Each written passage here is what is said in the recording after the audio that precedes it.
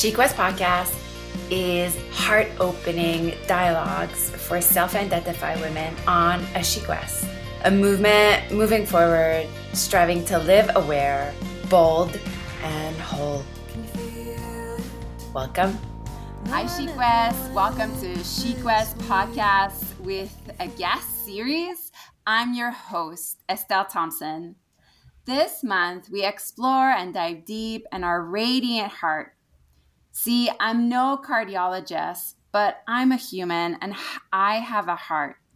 In a generation that overused the popular follow your heart motto, I want to dissect your heart situation.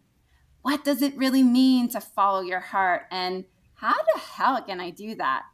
No recipe books here, no 1, 2, 3s. Your heart doesn't speak English or French. It speaks in pulls, shoves, and breaks, sounds, symbols, and stories. My hope is this, that through these podcasts and our guests this month, you start tapping into the song of your heart and start seeing the necessity of listening to your heart and letting it lead the way. Today, I'm just so thrilled to have on the show Elise Besler, also known as the Vocal Warrior. Elise is a voice teacher and voice empowerment coach based in Halifax, Nova Scotia, here in Canada. She has had an extensive performing career as a 4-time ECMA and Nova Scotia Music Award-nominated singer and songwriter, and is the creator and founder of her singing and voice empowerment training facility, New Song Studio. Some of Elise's many clients have dubbed her the stage fright whisperer over the years. Elise believes in the power of the human voice to heal and create inner change, which results in raising our collective global vibration.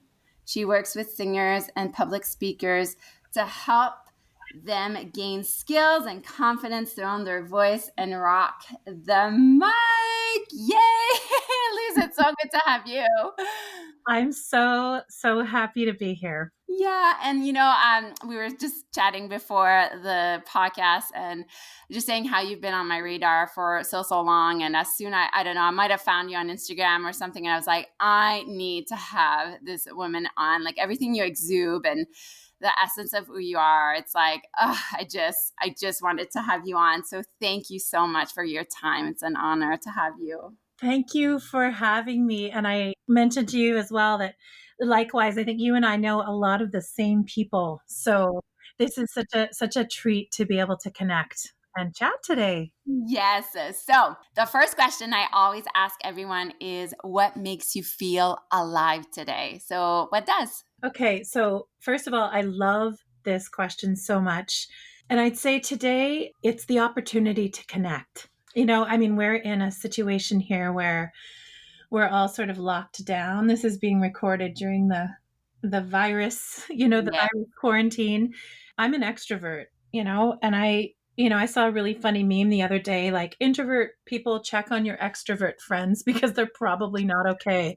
Actually, I think I saw that, Elise, and it was like, introvert people check on your extrovert friends. Like, they are not okay right now. They are not okay. No, they're not. We are not okay. And I love my husband and I love my dog dearly, but I also love, I really am a true extrovert in that I gain energy from being around other people. And so I'm really actually grateful and feel really alive in this conversation. And then also just being able to connect with my clients. Technology is a real gift to us right now. So it's connection. It's this conversation with you right now. That's where I feel alive. I love it. And I love that. I love to have you on the show. Maybe we can talk about this later, but I consider myself like a true introvert. And I love that you said I'm a true extrovert, and to see, and because I find this time right now, and I love that you mentioned it, it's like a global crisis right now. And it's like nothing anyone has ever gone through. Like, my husband was just talking to his mom, and she was, she's like 76. She's like, I have never seen something like this in our lifetime, and how each of us almost like live through this and react through this, like let's say due to our like personality type. Do you find it so fascinating? I do. And my husband, if I'm a raging extrovert, my husband is a raging introvert. If that's even a thing, if Yeah. introverts rage, he's a rager. And he hasn't left the home. He's also asthmatic. So like health wise, we're really trying to keep him as safe as possible. And I'm the one that's leaving the house. And he hasn't left the house in 10 days. And he's in his glory. Like he's just like, give me a book to read, give me another, let me pour another beer, like whatever it is. Like I'm just enjoying this moment. And I mean, we're leaving the house to walk the dog and stuff, but it's not the same as, getting out there into the world as such, right? Yeah, yes, I love that you share all this. Oh, and by the way, if you guys don't follow Elise on Facebook, you must, because you guys, I believe it's your husband you sing with. It's just so, just glorious, just so beautiful, Elise. Thank you so much. Thank you. It's such a gift. And it's a gift to be able to, first of all, being like, in self isolation with somebody who also makes music, but then also just to have that in a partnership. It's a real gift. Well, and also I think in times like these, like it's more important than ever before to share our songs and share our art and share what like uplifts us. And, that is so important right now, like the whole creativity that can ensue from such a time. Raising the vibrations, my friend. Yeah, amazing. So I know I said your bio and stuff, but just can you tell us about yourself, just like your story, and for the sake of this show, and just like in terms of like when you woke up to your voice and when and there's like the heart component as well, like trying to bridge that in. And at SheQuest, we call it like hashtag my she story type. So I'd love to know more about you. Oh, yes. Thank you for asking that, and also for giving me the opportunity to tell this story. It's the most important one to me, but I also love sharing it, just in hopes that it will inspire other people to step into their own vocal power. So, I was born a very, very shy child. Even though I'm extroverted, I, used to hide behind my mother's bell bottoms. I'm aging myself, of course, there. I'm a 70s kid. But yeah, I used to hide, and I was so shy I couldn't even speak. I couldn't even say hello to people. And it wasn't until, and my parents always encouraged me. I mean, they never forced me, which was great because it allowed me to sort of make the choice myself. And then it was probably around the age of 9 or 10 that I discovered singing and being on stage with friends and choirs. And I used to do musicals at school. And it really was sort of the emergence of what I would call my first love, which is singing. Even though I was shy, it was that courage, like just to show up and, being surrounded by like-minded kids to be able to build that confidence in myself. And so I really felt safe in that space. I felt safe as a performer, even though I was a bullied kid. I mean, I think all of us have had experiences with, with mean kids. But I was a bullied kid. And so I always felt like I had a voice when I was on stage. And then my mom, she's also a music teacher, and she knew that I needed to study voice with a teacher. And I started studying when I was around 12 or 13.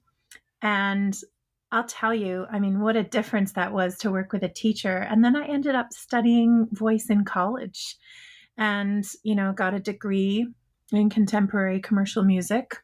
I started teaching almost right away. And I loved teaching so much. And I also loved performing. And I did some performing. I recorded an album right out of school, had a little bit of success with that. I was in my early 20s.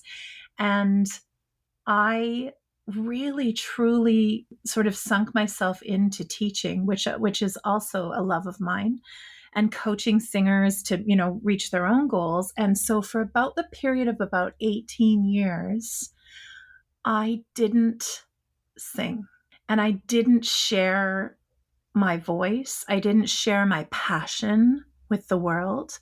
As a songwriter, I was still writing, but I wasn't sharing it. And so it was kind of ironic that, I was this voice teacher, and I was working with all of these artists and these singers and public speakers, and I wasn't sharing my voice with the world. And the connection here for me is that broke my heart.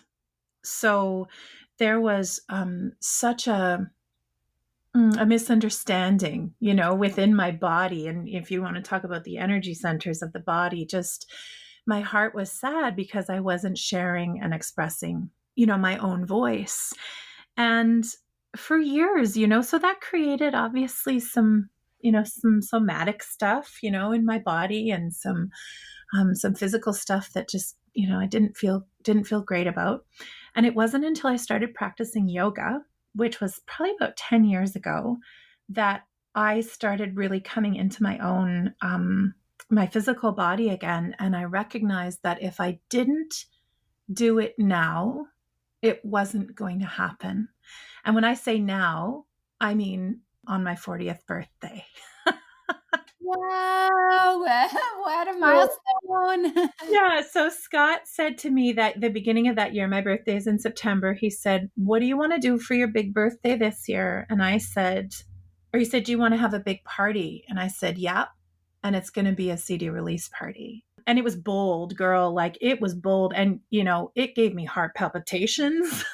It was like scary, but I was like, you know what? It has to happen now. And, I'm so grateful that it happened at that point in my life, because I'm now really able to, I don't know, appreciate the journey more, if that makes sense. I'm super proud to have partnered with Hippie, a Canadian skincare company, in offering you 30% off all their products. I've been using Hippie Groovy Glow, Pore Hustler, and Jomo Mask, and I've completely fell in love with this not only natural, clean, but sulfate-free, alcohol-free, and did I say Canadian product?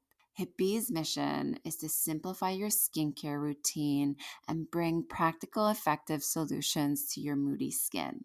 Their belief is that feeling beautiful in your own skin is a right, not a privilege.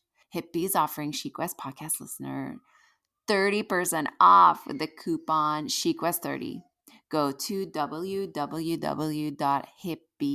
that's HIPBEES.com, and claim your 30% off any product in their shop today. That's ChicWest30, SHEQUEST30. I'm really excited to bring this mindful and sustainable plant-based skincare in the Chic West family. Enjoy glowing skin. Bye.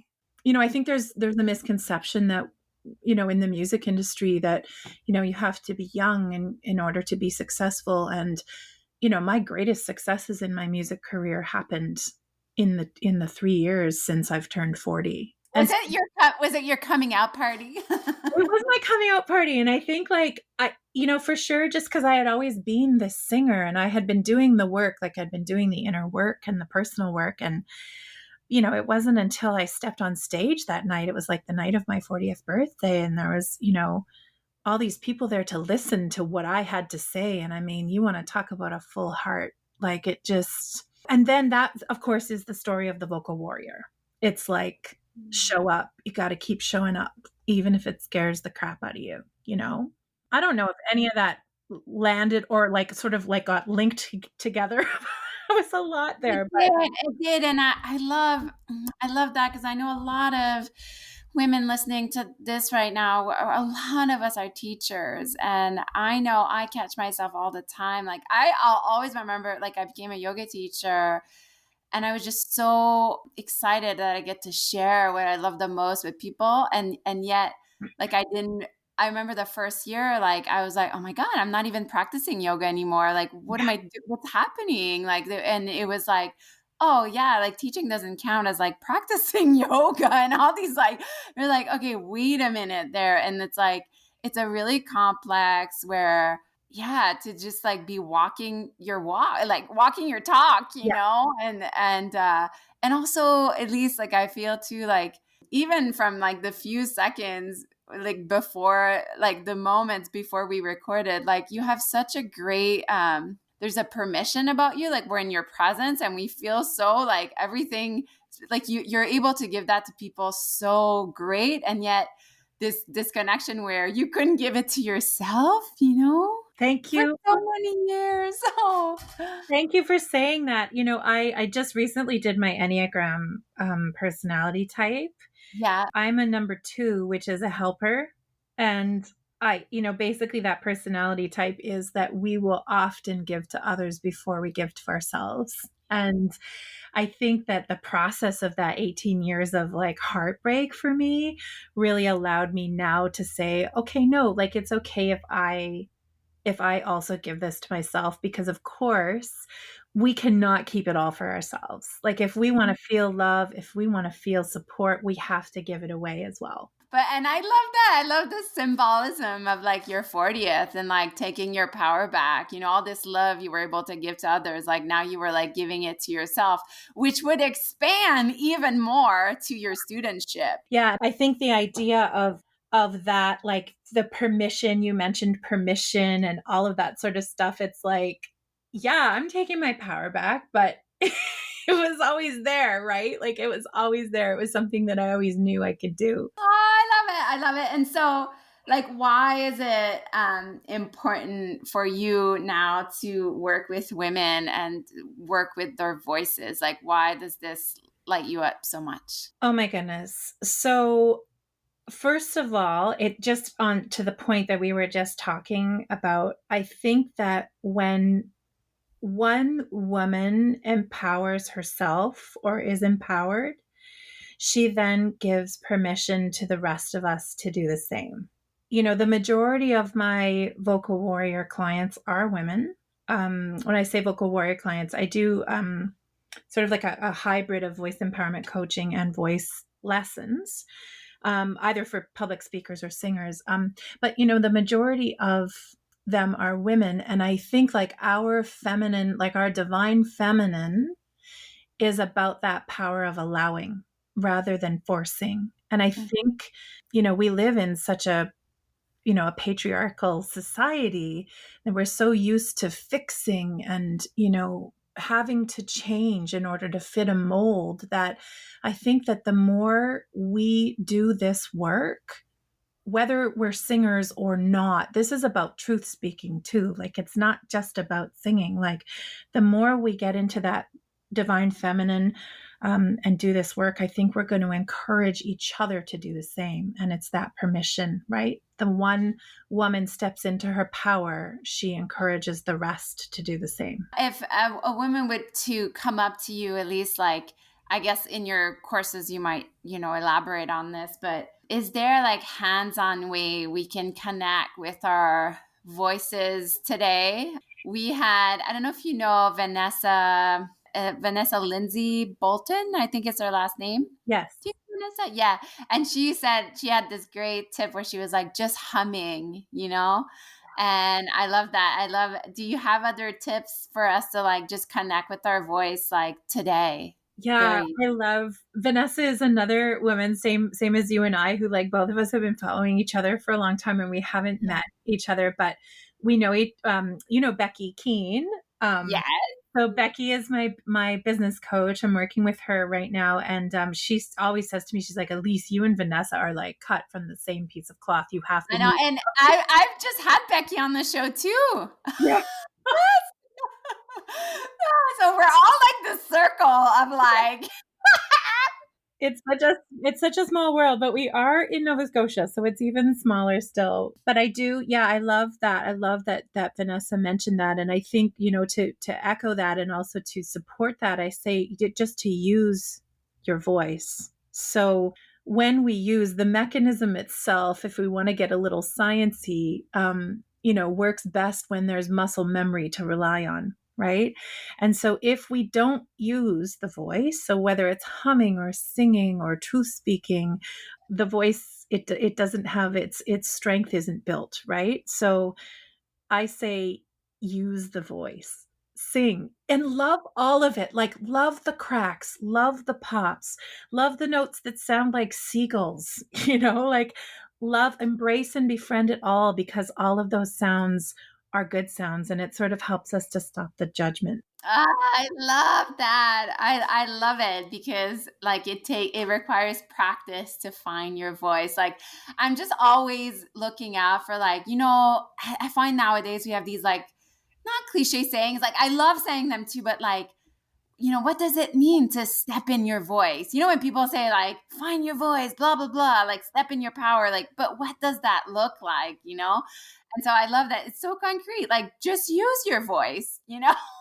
Well, I say this as a voice teacher, like as a technical voice instructor, I mean, somebody wouldn't expect to be able to play the piano perfectly right away, or to play the drums, like to be a really badass drummer right away. Like we all know that those instruments require practice. And so it's the same for the voice. Like we have to use it. We have to work it out, because if we don't work it out, then it's like, it's not going to get strong. So yeah, so important.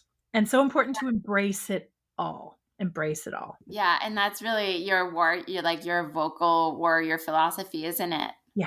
I want to know, because this inspires me so much. Do you have a daily soul practice or ritual that you do perhaps to ground yourself? It could be related to voice, but it doesn't have to be.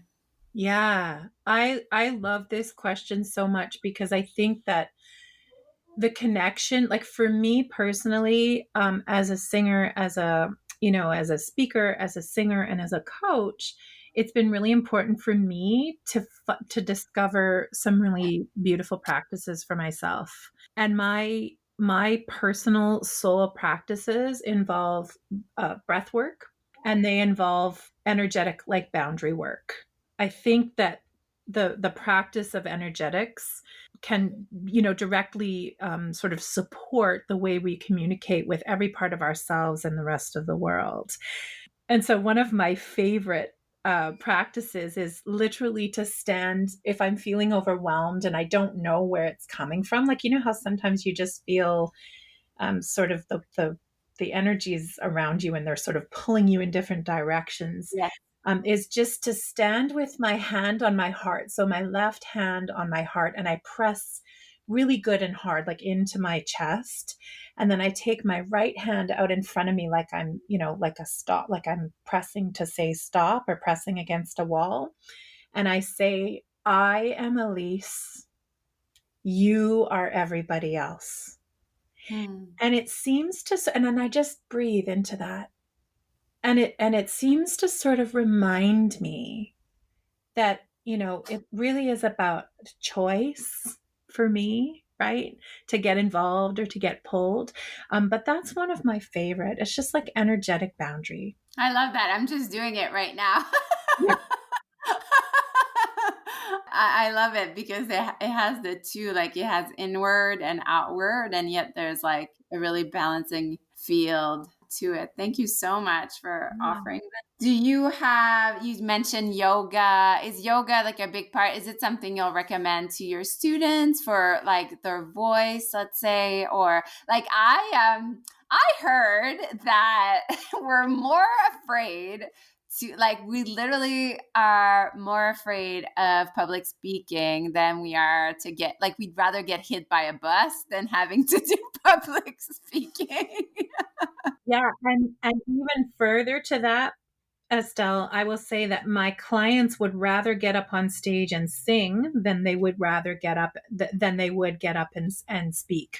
Wow. So when we're practicing and getting ready for performances, it's like people are happy to do the singing because it's what we've practiced. And then we also we work on introductions. So when my students perform, they introduce themselves and they talk a little bit about their song. And that is the most challenging thing for people. They would rather get and bare their soul and belt out a song and never have to say, hello, my name is Elise and I'll be singing such and such, So yeah, you got that. You nailed that. It's so true. It's so fascinating. And I deeply realized that because like I love to do circles before my yoga classes. And oh my God, that freaks people out. Like, I swear I've had people like, I felt like at the same time, I'm like, no, but because you feel this way, like you must, like, and it's just literally, it's just like saying hi.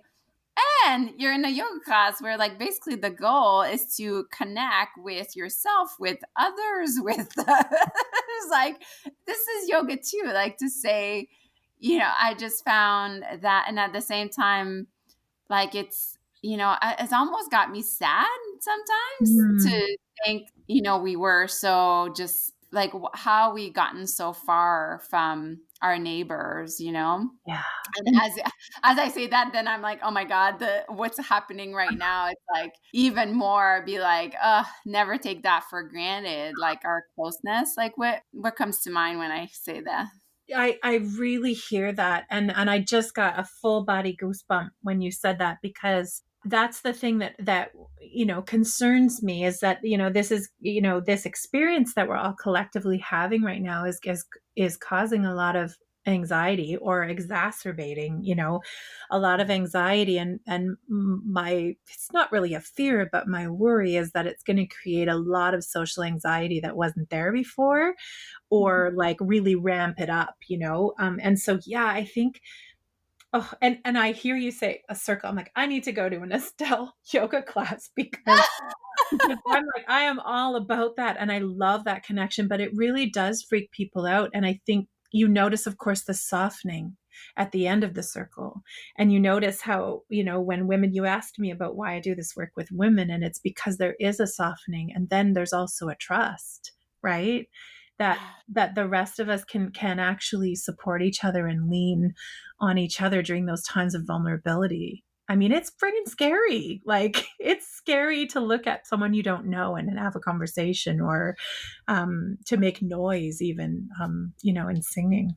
It really is. And for me, it's just and it's always an invitation for me, my circles, like, even if I didn't want to say it's okay, but to just be there and just to look, to listen at others, because in yoga, there's always this aspect of witnessing, your vitality, your energy, or your whatever, it could be your song, is just waiting for it to be witnessed, I just find that, anyways, we're going on a tangent, but I just find that, so powerful and Agreed. so needed, Yeah. and it's such a paradox too, because like we're so afraid of it. And yet it's like, that's our deepest, like, human desire, is to connect,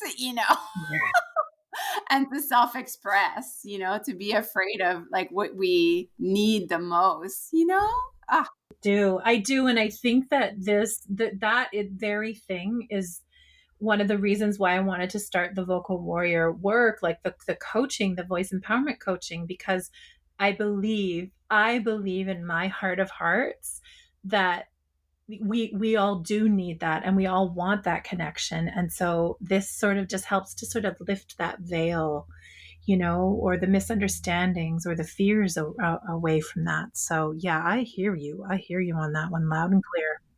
your work is so important, so important. And would there be other tools you suggest to just feel empowered? And like sometimes, I always say, because I do mantra work, let's say my yoga classes, and it's almost a work of hearing your own voice. Yeah. Would you have like other tools? Like just let's just maybe stay with the voice component. Yeah, absolutely. I think it's interesting because the voice component is twofold, right? There's the inner voice and the outer voice. Yes, And yes. and I would say that the inner voice is likely more important than the outer voice, especially when it comes to courage and confidence and building that. And I would say that, like, my favorite magic pixie dust tool for that is to feel empowered and to embody, is to reframe mindsets that aren't serving. Yeah. And then, like, really practicing, like, speaking forgiveness for those, like, misunderstandings that we've had.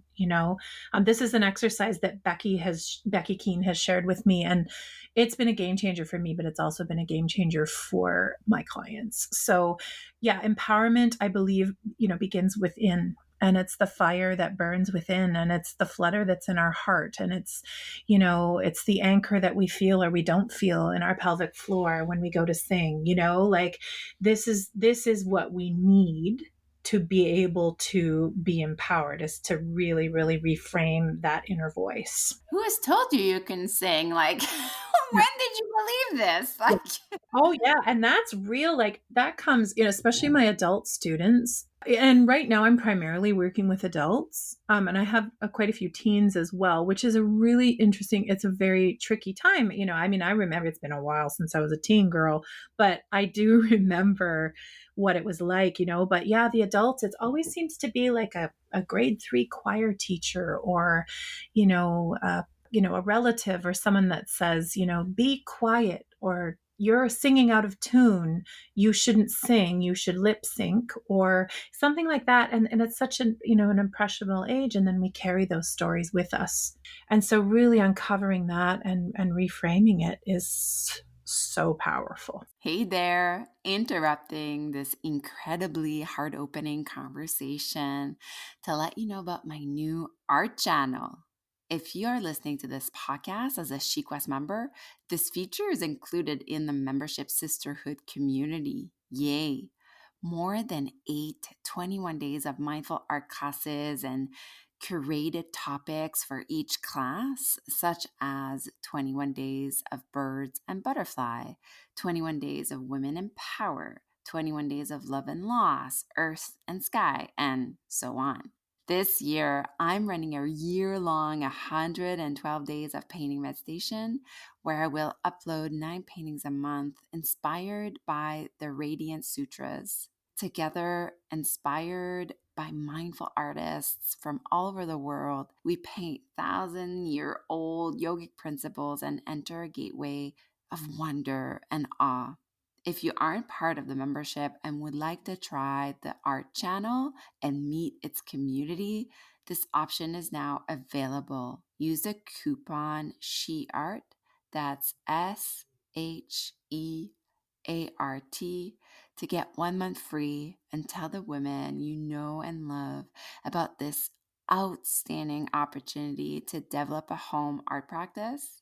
SheQuest membership stores will open again soon, but until then, enjoy my art channel and say yes to creative living, yes to painting for joy, and yes to connection.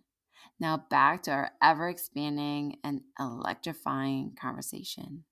So powerful. And like, I work with people through painting, right? And just their creative lives in general. And I swear it's usually like there's like one public shaming moment that happens. Like, you only need one. Yeah. And then you're like set on it. And like that becomes like the story, like moving forward. Yeah. And usually like people like I can see in their faces, like right away, they know. Like they know when it happened. Not all the time. Like sometimes you need some digging, Yeah.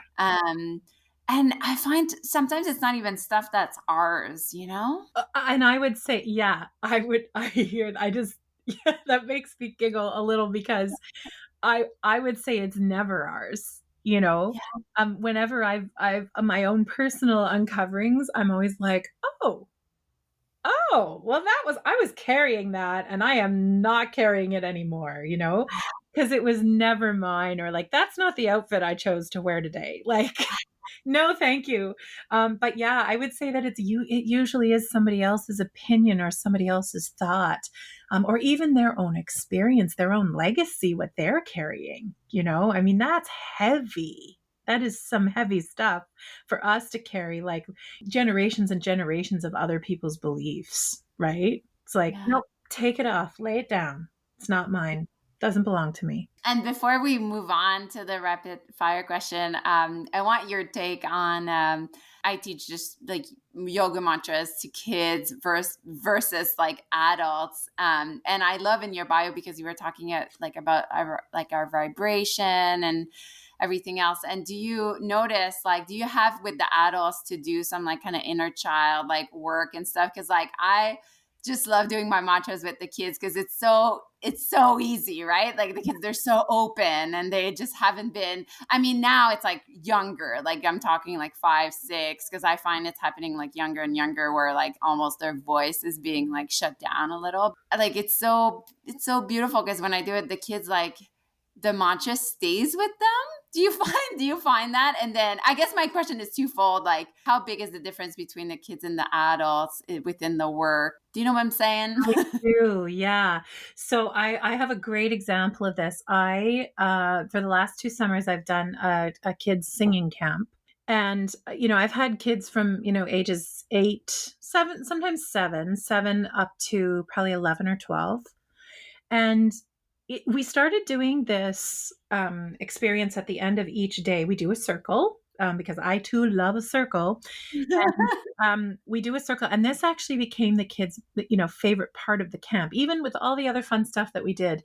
And it was for them to take a piece of paper and write down what their favorite part of the day was. And then we had a box that I had painted the happy box on it, and we put it in the happy box. And then the next day we opened it up, started, the camp with a circle, and read the quotes from the day before. And it was really so beautiful. I mean, some of them put little silly statements and stuff, but, a lot of them were like, I love that my voice has power. Or I love that I learned that I can sing without people laughing at me. Or, and it's so innocent, but it's also like for us as adults to look at that, we're like, oh my gosh, I need to do that too. And like out of the mouths of babes, as you said, like it flows so easily for them. And so not specifically with mantra, but then like, I think about how it takes sometimes a little bit longer for an adult to be able to connect to that and say, I believe in my voice. I believe in me. I believe in us, So I don't know if that answered your question, but yeah. Oh, it does. It does. It just reflects just how guarded we become, as adults, just out of protection, I guess, Yeah. And I was just reflecting on how the kids, like, it was so cute, at least, like, you do, like, a simple mantra, like, be here now, be here. And then you're done, the class is over. And as they walk out the class, like, you can hear them, they're still singing it, like, it stays with them. And for me, that so reflects, like, your vibrational field and how it affects, like, how that impacts it, because we're really just vibration. And so how singing can be just such a powerful agent in self-transformation, What do you think? Yeah, I just said I hear that, and I appreciate that's one of the things that just draws me to this work so intently. And I don't specifically work with young kids on a one-to-one setting, but when we're in a group setting like that, yeah, it is like again, there's that innocence, there's that just that pure sheer joy, and also then just to see them emerge from their shells, like Yeah. it's pure inspiration. Yes, I agree. I agree so much. I could just talk to you all day, I think. All right. So my last questions are kind of just rapid fire. Are you ready, Elise? I am so ready. Talking about mantras, do you have a favorite mantra? Yeah. I am breathing in. I am breathing out. How about a favorite flower? I love peonies. How about a favorite book that you've read? Perhaps we can, about like voice empowerment, or we've also touched a little bit on limiting beliefs. Yeah. My favorite is The Gifts of Imperfection by Brené Brown. That just full stop. Do you listen to podcasts? And if so, do you have a favorite one? So I'm new to the world of listening to podcasts, as far as like seeking them out to listen to. And I know I'm pretty late to the game, but no shame. I'm just like enjoying it now, discovering it all. Actually, speaking of Brené Brown, her first episode dropped last week, and I don't know if you have listened to it yet. No, is it good? It's so pertinent to what's going on in the world right now, and it's called the FFT podcast, or the FFT episode. And now does your listenership, is it okay if I use the curse word? Oh, yeah. All right. So this episode is all about FFTs, which we are collectively experiencing right now in the world. And it's the first fucking time. And Ah! it's the first fucking time we've ever experienced this. Like you were saying, your husband's mom is like, I've never seen this before. Like, I don't know what's going on here. So it's a wonderful episode, and I will definitely be listening to hers. And of course, I love the She Quest podcast. Like, come on, girl. So Amazing. But yeah, I saw the Brene Brown was coming out, but I'll have to listen because this is too funny. The title is epic. yeah. What about like a favorite treat? Like, what do you? It can be food. It can be a treat, like in general. So my favorite treat will always be California Chardonnay. Oh, white. It's just like when right now it's not even so much a treat. Like I just said, I made a little joke on social media the other day, but I'm having a problem social distancing from my wine these last weeks. It's like, whoo, girl, you got to slow down. I love myself a good glass of wine too. So, girl, we're in this together. So I have one last question. It's a bit of a loaded question, but I have faith in you, Elise.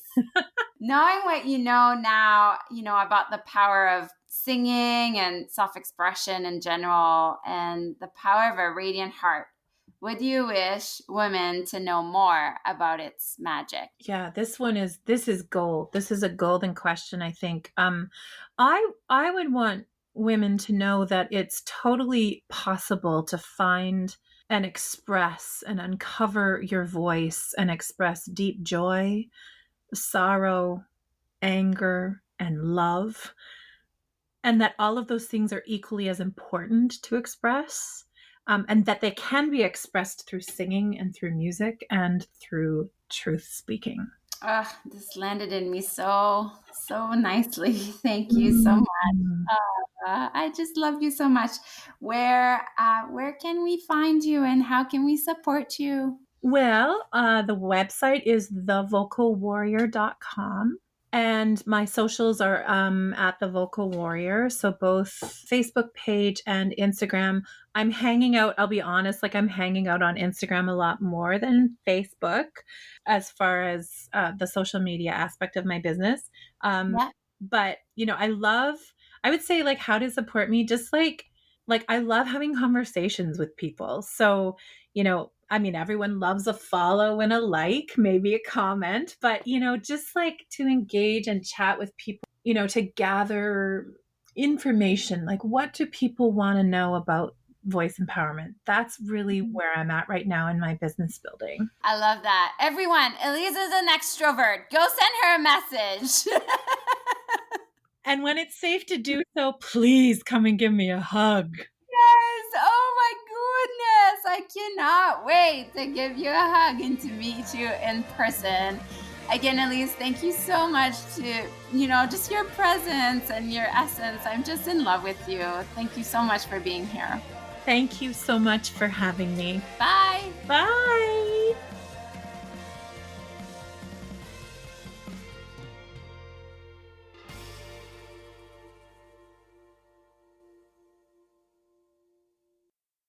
This podcast was produced by Tosh Taylor of the Podcast Hub Productions. Find her online at podcasthub.ca.